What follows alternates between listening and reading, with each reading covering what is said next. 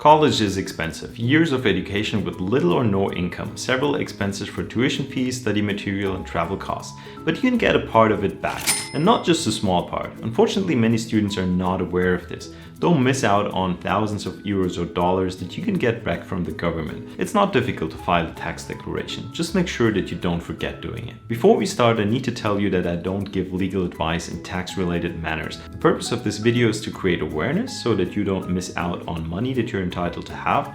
I will also explain the basic principles of how this works and point you in the right direction for taking the next steps. I can't cover the rules for all countries. I'll talk about the rules in Germany with an example. The basic principle behind tax return is this: you have income and you pay tax for that income. The tax office says that certain expenses are deductible. Those are often costs that are relevant to your career.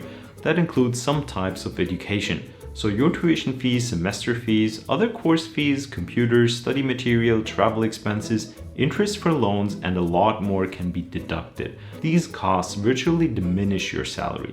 With a lower salary, you'd have to pay less tax. So the government gives you the difference after you file a tax declaration. My tip here is that you keep all receipts for your study expenses that are deductible. The tax office can accept expenses without receipts, but it's better to be on the safe side. Can we do this for all types of education, and when's the right time to file a tax declaration? Germany differs between the first degree and the second degree. The first degree could be a bachelor's degree with a consecutive master's degree.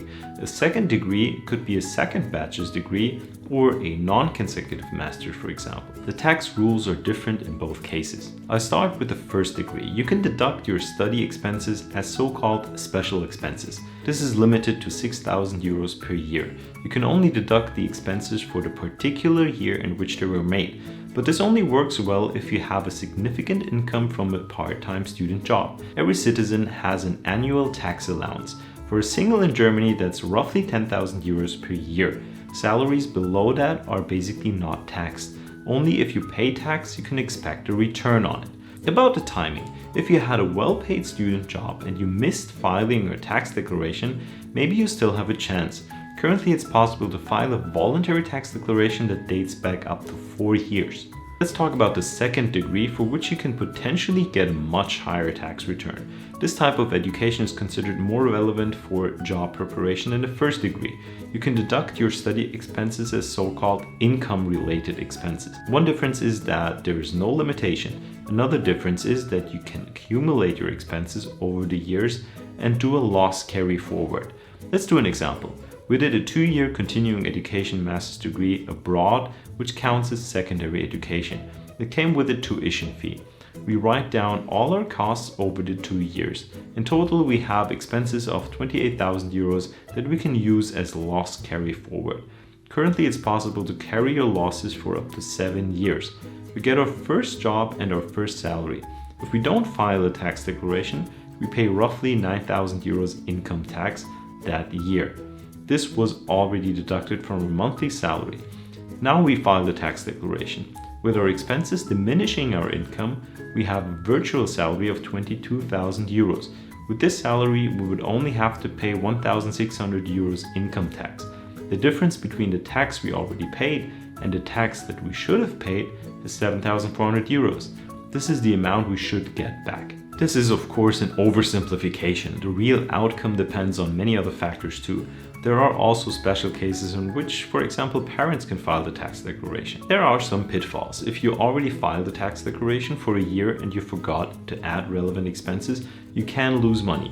How do you make sure that you get this right then? If you already know how to file the tax declaration in Germany and you're fluent in German, you can use the government's online tool Elster. Many people use third-party software. They're user-friendly and they submit your tax declaration to the government online. You can get these tools in different languages. This is how I do it too. I pay roughly 20 euros for a tool. It guides me through the process with additional tips. I can easily copy my data from last year and quickly adjust it. Plus, I can deduct the cost for the tool itself. If this topic is all new to you, if you expect a significant tax return after watching this video, if you feel insecure about this topic, my recommendation is that you go to a tax consultant. They file the tax declaration for you. They take care of all the paperwork and make sure that you don't lose any opportunities. It could be that you pay 300 euros for your tax consultant, but it's possible that you gain a lot more from a thorough tax declaration.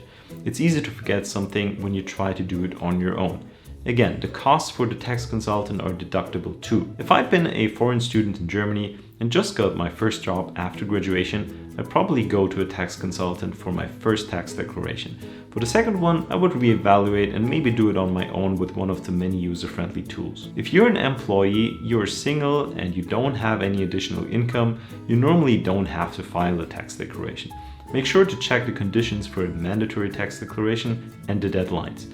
For most people, it's voluntary. I strongly recommend doing it though. You will always get money back if you don't have additional income.